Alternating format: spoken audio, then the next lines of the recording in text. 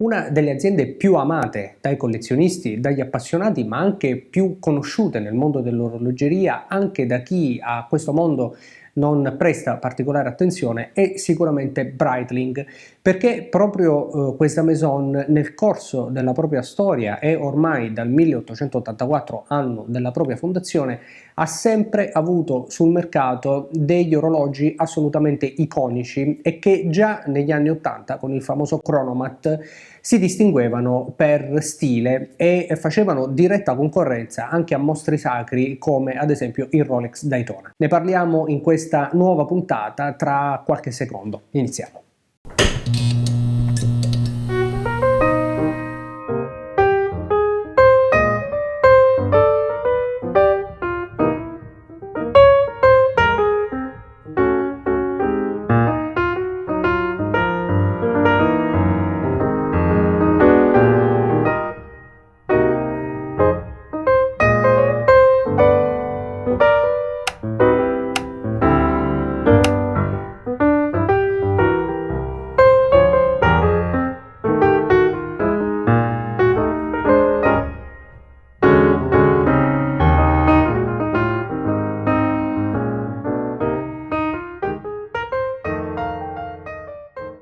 Prima di iniziare però permettetemi un attimo di parlarvi del nostro sponsor che già conoscete, che ci permette di realizzare alcuni dei nostri video, ovvero Chronext.it, un sito online che ha più di 7000 orologi a disposizione di 50 brand diversi, ma la particolarità ed il motivo per cui ve ne parlo non è soltanto il vasto catalogo, ma l'idea che io ritengo geniale che hanno avuto i fondatori di Chronext, ovvero la possibilità del pick-up. Che cosa significa? Che a breve, anche in Italia, come avviene già nel resto d'Europa, sarà possibile provare gli orologi acquistati online prima di finalizzare il pagamento presso una delle boutique convenzionate Chronext. Significa che potrete scegliere acquistare il vostro orologio ma provarlo personalmente presso la boutique convenzionata più vicina e poi decidere se pagare o meno e tenervi l'orologio. Insomma, un'idea che ritengo veramente valida e che cambia un po' le regole del commercio online. Vi terrò sicuramente aggiornati poi sullo sviluppo del servizio di pick-up qui anche in Italia.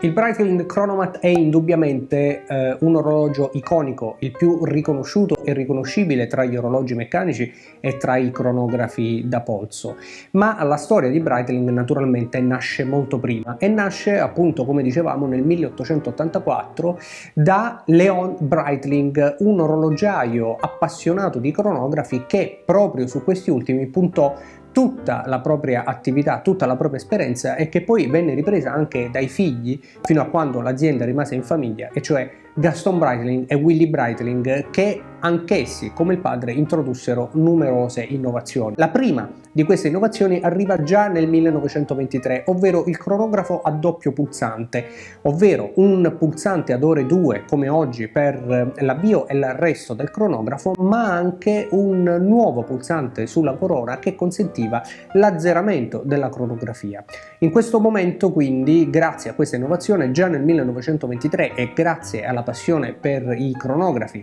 di Leon Breitling, era possibile misurare diversi tempi in sequenza con un orologio da polso. Era sicuramente la prima di tante altre innovazioni nel mondo della cronografia che arrivarono da Breitling, fino ad esempio al 1952, anno in cui venne presentato l'iconico, famosissimo, forse il più bello tra tutti i Breitling, ovvero il Navitimer, e si trattava di un cronografo con regolo calcolatore per l'aviazione e che poi fu adottato da molte compagnie aeree e anche da molti piloti che chiaramente trovavano utile la possibilità di utilizzare questo cronografo per misurare i tempi di navigazione e il volo. Con il passare del tempo le cose iniziavano a cambiare. C'era già stata la prematura scomparsa di Gaston Breitling e il figlio Willy, che poi prese il comando dell'azienda, all'epoca aveva soltanto 14 anni. Riuscirono a superare proprio con Willy questa crisi, anche se anch'egli poi sparì prematuramente, ma nonostante questi problemi l'azienda andò avanti. Dopo la grande crisi del quarzo,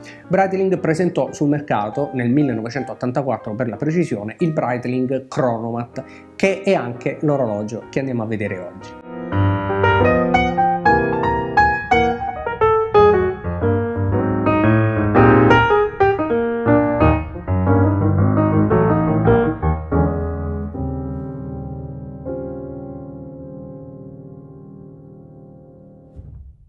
Il Chronomat insieme al Navitimer probabilmente è il cronografo più iconico di Breitling. Nacque nel 1984 sul progetto di quello che era stato un cronografo molto speciale, progettato e realizzato nel 1983 per la nostra squadra delle Frecce Tricolori, proprio quella italiana come potete vedere in questa foto. Un progetto molto interessante ma anche molto iconico, al cui interno era incassato un ETA 7750, un cronografo dalle indiscusse qualità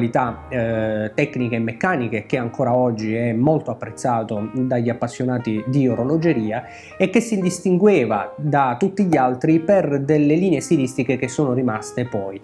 iconiche nel mondo dell'orologeria, a partire dai 4 cavalieri sulla lunetta girevole e fino al bracciale pilot lucido, ma soprattutto al bellissimo bracciale Rolò che ancora oggi equipaggia questi nuovi Breitling Chronomat con cassa da 42 mm.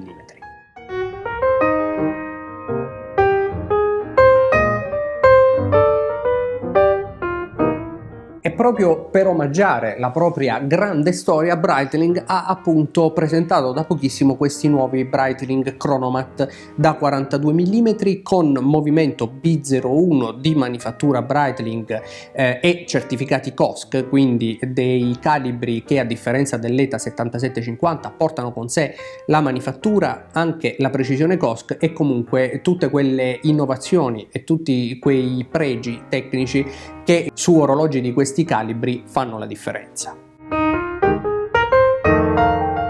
Nonostante la cassa sia soltanto da 42 mm, questo Breitling in realtà al polso appare molto più grande, questo anche complice il bracciale da 22 mm, il bellissimo bracciale rouleau in questa nuova edizione, in questa nuova veste moderna, e che al polso si fa assolutamente notare, forse un po' troppo, soprattutto se si tratta di un polso esile come il mio da 16 cm e mezzo. In ogni caso si tratta di un orologio, di un cronografo ben realizzato e perfettamente rifinito, come Breitling ha sempre fatto e ha sempre realizzato con i propri orologi. Si tratta di un cronografo in questa particolare edizione Panda con subcontatori neri, la configurazione che io preferisco in assoluto, e porta con sé anche un bellissimo vetro zaffiro con doppio trattamento antiriflesso bombato, con una bombatura peraltro molto evidente, e che sotto la luce del sole ma anche sotto la luce artificiale restituisce dei riflessi davvero unici e difficilmente eguagliabili.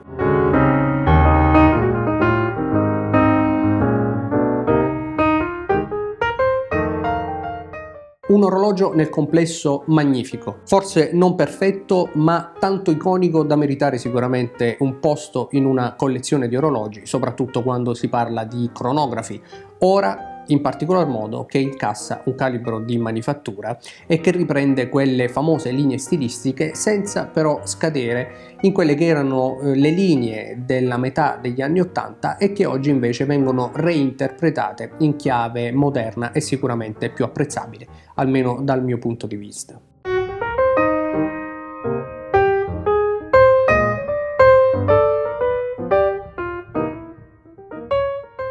Insomma, un mito che torna peraltro a prezzi assolutamente concorrenziali. Se infatti il listino è di 7.900 euro, oggi lo si può acquistare anche qui da Giulio Chiossone, dove vediamo questo esemplare, con forti sconti, ed è un motivo in più per un appassionato per mettere in collezione un pezzo di storia come questo Breitling Chronomat. Come sempre nei commenti fatemi sapere che cosa pensate del Chronomat nel corso di tutta la sua evoluzione e del mito che rappresentava negli anni 80, molto spesso anche più del Rolex Daytona. Ne parliamo assieme come sempre, non prima però di avervi ringraziati per essere stati anche in questa puntata qui su TOC. Se volete potete iscrivervi al canale, noi invece ci rivediamo in un prossimo video. Ciao!